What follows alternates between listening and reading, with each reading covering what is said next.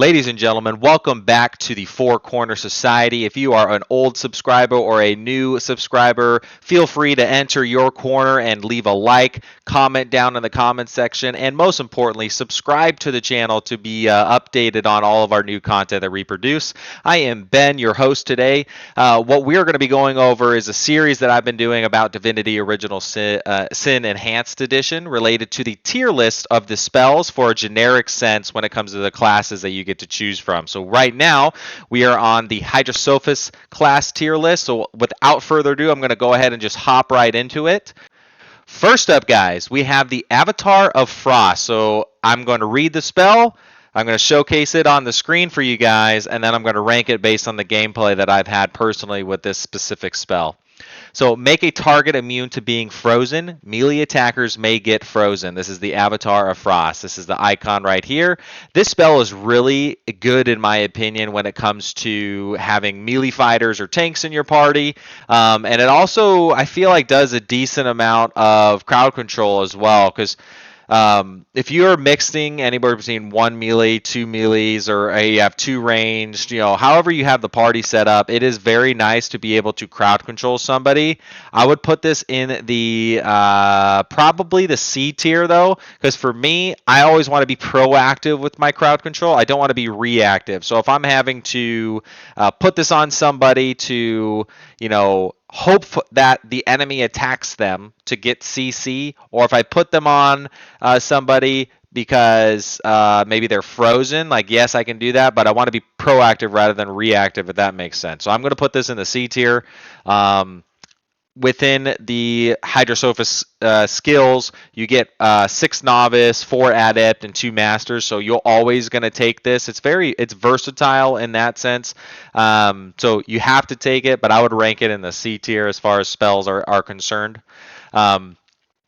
Next up, we have the Freezing Touch, guys. Freezing Touch is it's similar to Shocking Touch, except I think Shocking Touch is easier to stun people on.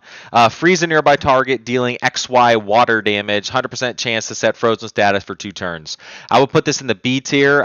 For some reason, I just feel like people have better resistances to water than they do air throughout the entirety of the game. So this is B tier. It is nice, though, in the sense that you get to freeze a target basically guaranteed. So I would put it in the B tier. Maybe, and it doesn't do necessarily the greatest damage. The thing with the Hydrosophist class, it is really support based. The Hydrosophist class, they have a few damaging abilities, but it's crowd control, healing, and debuffs on the enemy. That's their main thing. They have very small damage spells. So your main thing is crowd control and providing support with your party. For your party in this. Next up, we have the Rain skill, which is create a water surface. In my opinion, if you include social and combat interaction with the Rain skill, it's S tier. You save so much time throughout the game getting to cast the rain, to remove fire from a previous fight, so you don't have to wait around for it to go away. It's super good socially. Actually, one of the first quests that you do in the game, you have to put out a burning ship, and you have rain scrolls to do it, or you can actually have the spell on your, learned by your Hydrosophist mage. I think it's extremely useful. It's very versatile, especially when you can combine it with an Aerothurge. You drop rain onto the battlefield, creates a water surface. You cast a shock or a electricity spell, and it'll light that up. And typically, it does a mass amount of CC as well when you combine the two. So I would actually put the rain spell in the S tier. Have to get it. It is awesome. Regeneration, heal X vitality on a target for 3 turns. This is the bread and butter of the Hydrosophist class, and I would put it in the S tier. It heals so much, does 3 turns. It is extremely useful early game. I don't think it's impossible, but it's almost not smart to not run Hydrosophist in one of your party members. Because of this spell, you save so much time having to consume potions, buying potions, all of this stuff, because you can just access the Hydrosophist regeneration spell. It's extremely useful. Slow Current. Slow Current is kind of their soft CC. Because it's single target and it doesn't CC anybody, It essentially it slows the target. That's what it does. I would actually put this in the D tier. I do not think it is extremely useful, um, because it's not D tier. It's C tier. I put it in the C tier. It's not extremely bad per se, but it doesn't hard CC somebody, which I do find as a problem. It does remove their action points, which is good. So meaning like a big boss or whoever you stun won't be able to do their full kit of damage right off the get go on the first turn of combat. But it doesn't completely remove their turn, which that's why I would put in the C. If it did like freeze them, for example, like Bitter Cold for Aerial Thurge, I would go ahead and put this in the S tier.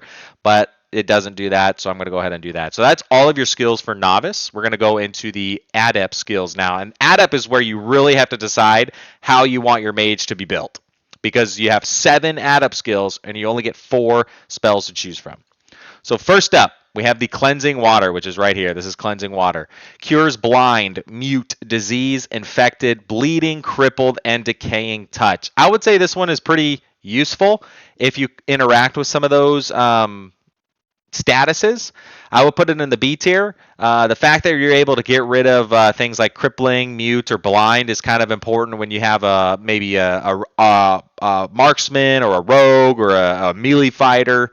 But back to kind of like my general opinion of combat in Divinity, it's you want to be proactive, not reactive. So when you're having to use this spell, it's like, oh shoot, I'm probably playing combat wrong already. But because Hydrosophist is geared to not doing damage, running spells like this is actually more beneficial than not running spells like this. Like, you don't want to necessarily go for damage as Hydrosophist. You want to go for, how do I keep my party alive? How do I keep them not CC'd? How do I make the enemy CC'd? And that's like your thought process essentially. So because it doesn't do any damage, because it removes certain status effects, but it doesn't remove all of them, and they're kind of like not even super strong CC effects, I would actually put it in the C tier. C tier is where it belongs for sure. Next up, we have the Ice Shard. This is one of their like main damaging abilities. It creates, shoot a chilling shard of ice that deals XY water damage, and it also creates like a surface of ice on the ground. So if enemies walk through it, they'll slip and fall. I would put this in the B tier. It is essentially spot removal, except it's extremely expensive for action point cost to use. If it was lower action point cost, it would be A tier. But because it is 7 action points to use, it's going to be in the B tier. Next up is the Ice Wall spell. So the Ice Wall spell has no innate, like, super strong damaging ability a part of it. So it create a wall to block enemies or to lock them inside. Deals X, Y water damage. However, it is really good at freezing a lot of people. I would put Ice Wall in the A tier because you can. It's like Firefly. You pick a spot and then you drag the wall across, and anything within the certain sphere of it will has a 100% chance of getting frozen. So you could technically freeze up to the entire encounter in one fight, which is extremely important. So you can freeze, 2 people, 3 people, 4 people with the cost of 1 spell. So I put this one in the A tier. If it had any type of damage involved with it, or if the spell had a wider wall that it could create, I would go ahead and give it an S tier. But for right now, I'm leaving it an A tier. Subscribe to this video, comment down in the comment section if you disagree with me. I really want to know y'all's thoughts about this game. This is one of the best RPG games ever created. Change my mind. You can't change my mind. You would be fighting logic at that point. You would just be coming up with false facts because it is so good. I love this game. I actually just beat it recently. Next up, we have the Mass Slow Adept skill. Slow enemies around you as a 14-meter radius. So slow is at C tier. Mass slow is in the A tier because it makes the entire encounter suck. Like the enemy encounter side, say if they start with 10 action points, you use mass slow, and they go down to like 5 action points, or they go down to 4 action points. That drastically reduces the amount of damage your party is going to take on the turn that the encounter, that the enemy go. So it's not direct hard CC, but because of the mass amount of action points that the enemy loses, it is so valuable. Definitely recommend running mass slow. Next up is the Summon Ice Elemental. Guys, I have a love-hate relationship with this spell. The playthrough that I ended up doing was an elemental build, so I had all elementals with all of the different mage types. This is D tier. This creature sucks. There's so much fire damage in the game. This guy does like has one ability on it that just doesn't freeze people, and his attacks chill people. And he has like no life. It's just not worth it. Do not run him. He sucks. It sucked because my whole goal was to keep summoning the elementals, and he just died all the time. The only good thing he does is when he dies, he creates a ice surface like with Ice Shard, and that's it. So don't use him. He sucks. Water Absorption Shield. If you've seen the other ones, I hate these spells. I don't find them useful. It's D tier. Enchant self or an ally with a water shield. A water shield absorbs water damage until it breaks. I just don't find it useful. I just genuinely don't find it useful. I don't think it's good. I don't think it absorbs enough damage. I think there's too many damage types. I don't think there's encounters that have strictly one specific damage type all the time, no matter what you do. So I don't find it useful at all. I would rather take one of the other skills on the list. And then Water of Life. Let's see. Water of Life is right here. Water of Life, if the Hydrosophist character goes first, is S tier. If you somehow get him to go first in initiative, it's S tier. It also heals. The only thing that it does that it sucks on is the range. The range on it, you need everybody to be clumped together. So what it does is you and allies around you magically gain constitution and heal immensely. And it's true. You gain a ton of constitution and you heal a ton as well. I would put it in the A tier. Like your whole goal is with this is Hydrosophist is purely support. They're not trying to do damage. They're trying to do everything against your the encounter and heal your party and buff your party and all that great stuff. So I would put Water of Life in the A tier.